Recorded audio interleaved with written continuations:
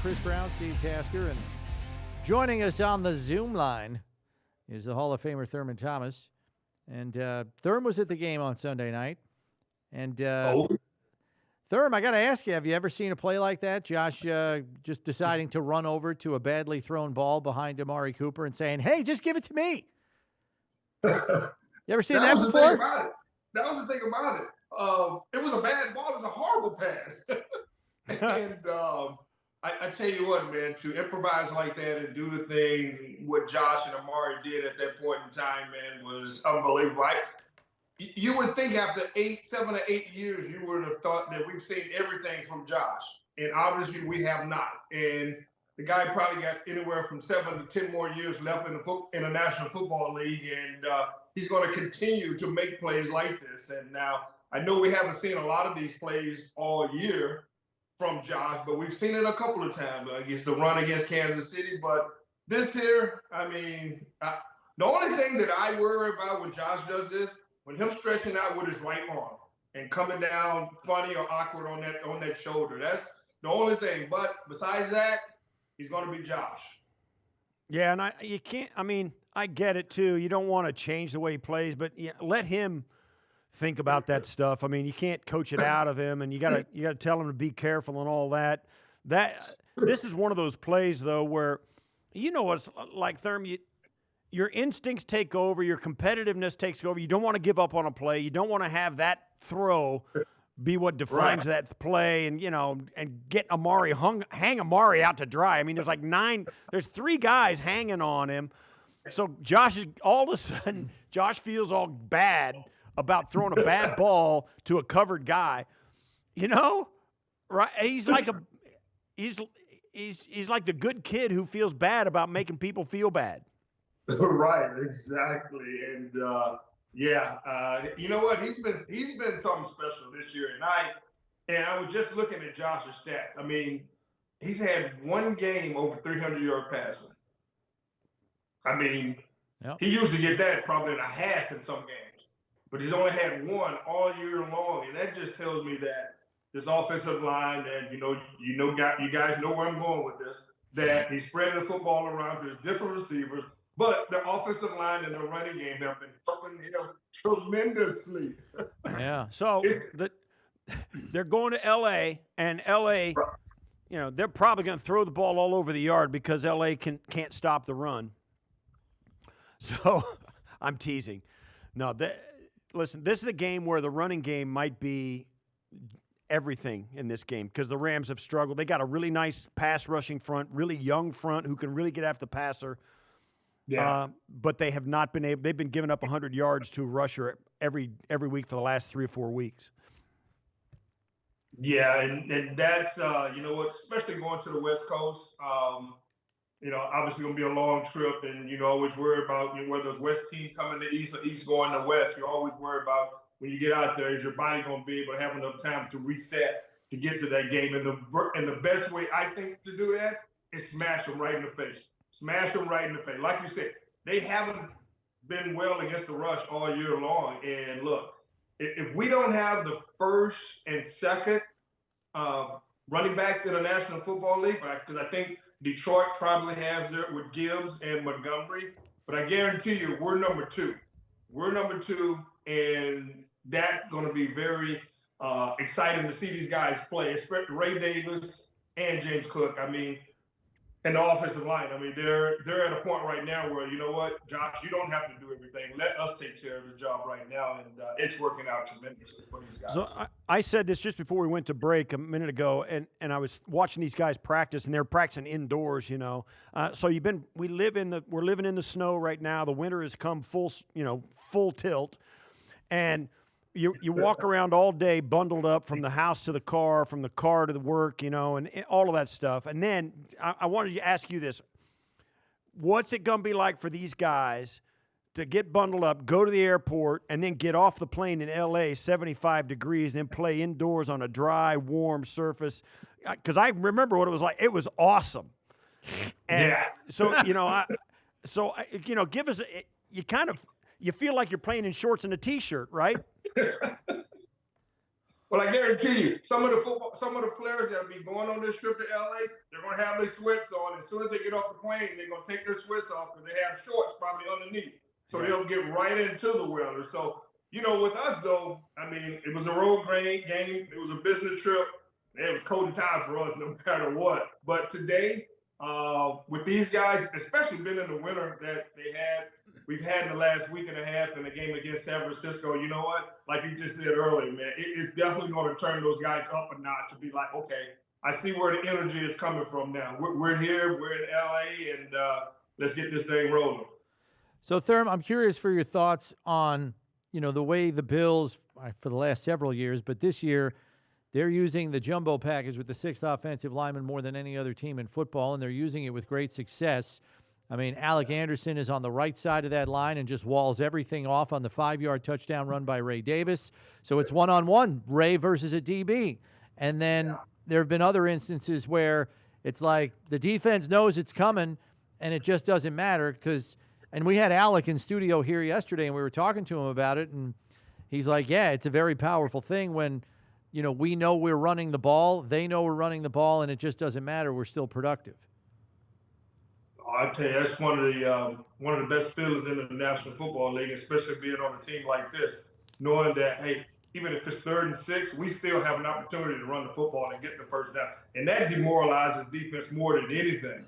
Yeah, they don't mind giving up the 3rd down and 6 pass for 7 yards, get a first down. But when you're talking about running the football from anywhere from 6 to 8 yards and getting the first down, yeah, that's when it's time to say, you know what? I got to buckle up my strap just a little bit tighter because these guys are coming downhill. They're coming downhill fast. And, I loved it. I think they had it up on NFL Live the other day talking about the 6 offensive linemen that were on the football field. I think it was Dan Orlovsky. I think it was him that was designing and looking at the play. It's like, it's body on body. And when you look at that play on the Cook touchdown, I mean, Deion Dawkins is on the left-hand side. He didn't even have to bother to even block his guy. I mean, he could have went up to the next level and got a guy. It was that big of an opening, as you can see it right there. He's just, he wasn't even part of the running play actually. And so, these guys have really been coming together, and that's what they love, man. As much as the fans love, Josh throwing for 4 touchdowns or whatever, and he's getting all. But these offensive linemen, they don't want any praise. They want to know, like, hey, what's our stat line after the game?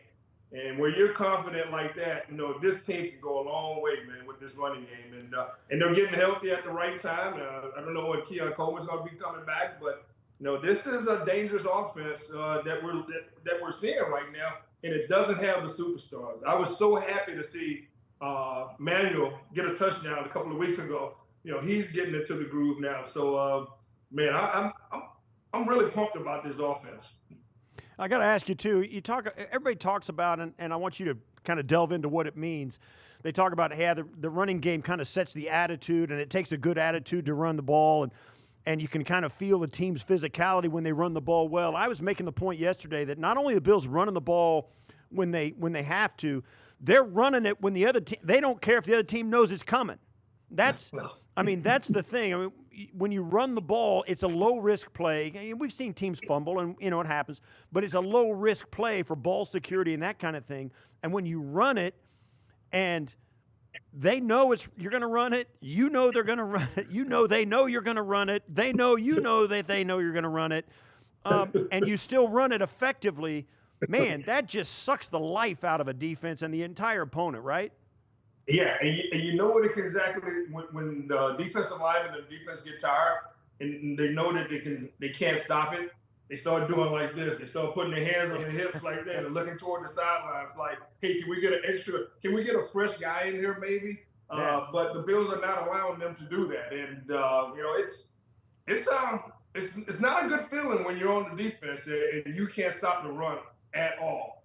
It turns in for a long day. And usually you try to pull up a safety or whatever, and all of a sudden, what happens?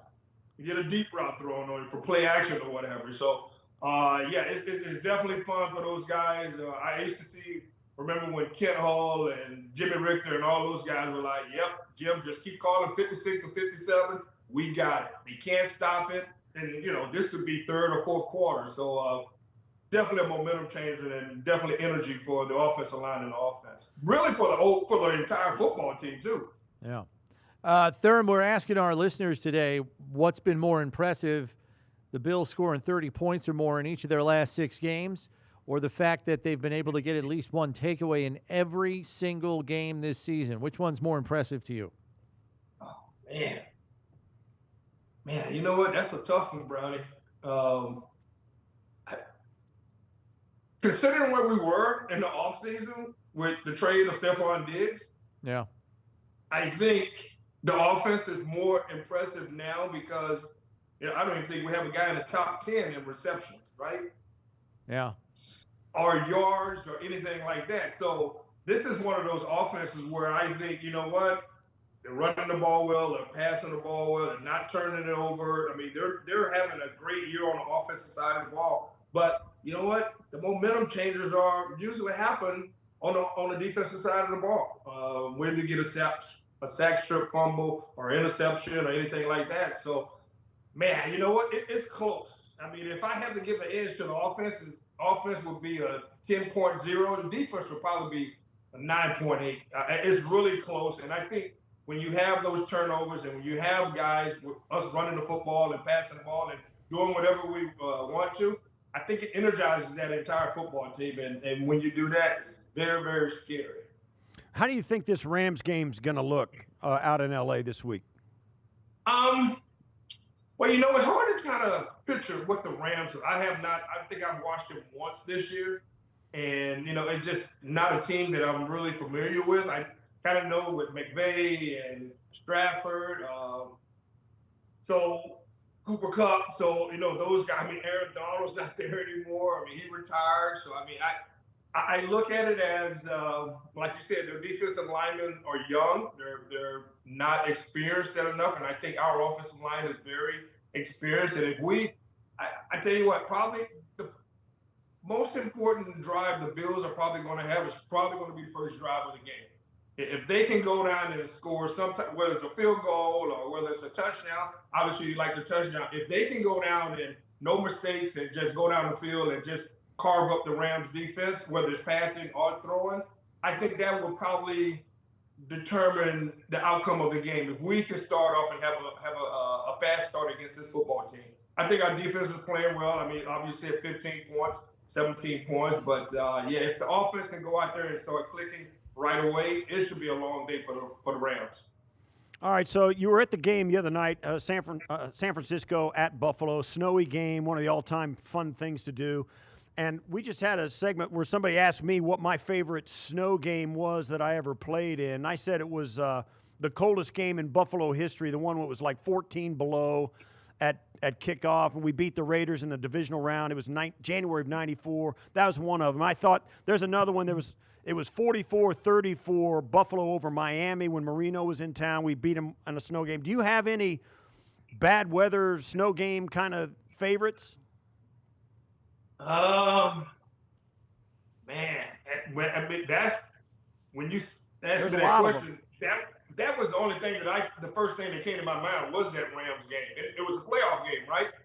It was the Raiders in '94. Yeah, it was a playoff game, divisional round. It was a playoff game, and we were down that game. I mean, the Raiders were handling us pretty easily in that game, and I can't remember what turn of events. I remember Billy Brooks catching a touchdown pass from Jim. Yeah. I think I had like a draw play for a touchdown, and the momentum just switched. But I do remember that day. It was cold, Steve. It was one of those games where, you know what? I usually watch the defense play. I was over by the heaters that day and just kind of waiting for my next opportunity. I mean, you're looking at the highlights. That's the first game that comes to my mind when you're talking about me playing in a frigid game like that, and because all the elements were there, and the wind was howling. It was cold. It was some snow on the ground, but it was just a vicious day for any football player to be out there. And you see Bruce wearing no sleeves. I had on sleeves that day, I think. I'm not even remember. It was so cold. Gary, you catching that? Hey, only bad thing about this, you got caught by Willie Gault. I mean, you were turning on the afterburners right here. I had too many clothes on. Well, you would expect that from the Raiders, not somebody who plays in it all the time. Hey, I'm standing on the sidelines all the time. It's hard to stay warm. I'll say this too. I'll say that that game, it was on our way, I think, to like our 4th Super Bowl, right? Yep. And the next week, I think, is the year we go down and beat Miami in the championship game. No, this was the week. Oh, the it year was before Chiefs at home with Montana. Chiefs at home with Montana. That's right. Yeah, we had a lot of great battles with the Raiders, and it was a lot of fun. A lot of fun that game. Although there wasn't a lot of snowfall during the game. The snow that week had already fallen. Is there a game where you guys remember playing in an actual snowfall game? Like, can you think of a game where it was actually snowing during the game? Yeah, that 44-34 game against the Dolphins, it snowed. And then there was another one, too, when we were like 11-1, and the New Orleans Saints come up. They were like 1-11. Oh. And we were 11-2, and they were 2-11 after the game. They beat us. Oh. They beat us. John Forcade. John Forcade. Oh, my God. Great memory. Oh, my gosh. How the hell did you lose to the Saints in a snowstorm? It's all between your ears. How the hell did that happen? Here's how it happens. The Saints come in. They got nothing to play for. Nothing. And they come up, and we're thinking, all right, they're gonna fold up their tent and go home. In actuality, they played it perfectly. Their coaching staff said, hey, guys, when you're 67 years old, when you're 62, like me, when you're 60 years old and you got grandkids, and you're going to tell them about these games. When you had to go to Buffalo playing for the Saints in the snow and had to play the Super Bowl, whatever, the AFC defending champions, you had to go in there and you beat them. And they came out and they just played and they just had fun. They had nothing to play for. They totally cut loose. John Forcade was throwing rainbows into the bucket, and they were making plays, and we couldn't stand up, and it was awful. But they beat us. Okay, well let's stop talking about that, because I don't want that to happen to this team. Okay, let's right, because we still have a long way to go. We still have a long way to go. I mean, this is an important game against the Rams, and obviously we got the Lions coming up, then the Patriots, Jets, then the Patriots. I mean, there's still a lot to be played for here. And I think you'll see a different Buffalo Bills team. And we know that, Micah Hyde was signed, and, he's going to bring more veteran experience on the way down. I don't know if he's going to play or not, but him being in that locker room and being with those players, and I've already talked to him, and he's excited. He said he wants everybody to know that this team has it. Yeah. I got to ask you something, because Von Miller had a very interesting comment yesterday, because a lot of the players yesterday were being asked, hey, you've won the division, but you got 5 games to play. The number 1 seed's still out there for the AFC. How do you refocus now that accomplishing the division title has already happened and you got a lot of games to play? And this is what Von said. This is a direct quote. Coach McDermott did a really good job about 6 weeks ago talking to the guys, and he was saying, let's not be tied to results. Let's go out there and play free. Let's go out there and play our style of football. Let's be the most prepared football team in the league, and let's go out there and play our game no matter what happens. Now, for Von, he said, that was weird. He's like, a guy like me, I got 2 Super Bowls. It was kind of hard for me at first to say, what, we're not tied to results? What are you talking about?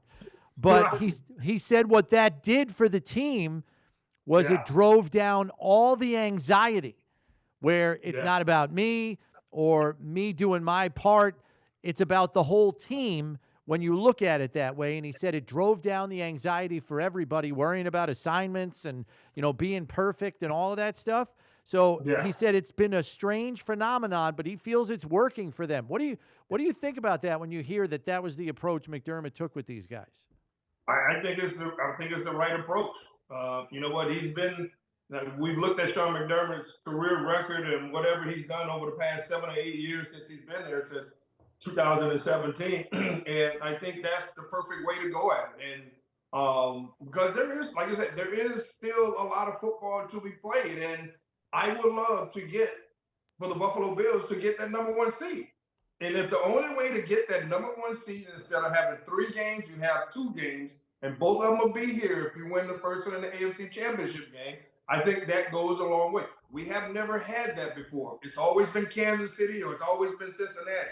We have never had that before. And Steve knows when you get that number 1 seed, things totally change. But you have to continue to play this style of football. I mean, we're in a home stretch here now, and we're obviously getting healthier as a football team. And I think that is really remarkable for us that we've overcome everything in which, Josh hasn't had to throw for 300 or 400 yards in 8 of the last 11 games. We've been able to balance that offense, defense, like you said, turnover in all these games. And so there's still a lot to be played for. Yeah. Good stuff, Thurm. All right, man. Appreciate it. Love you guys. Yeah. All right.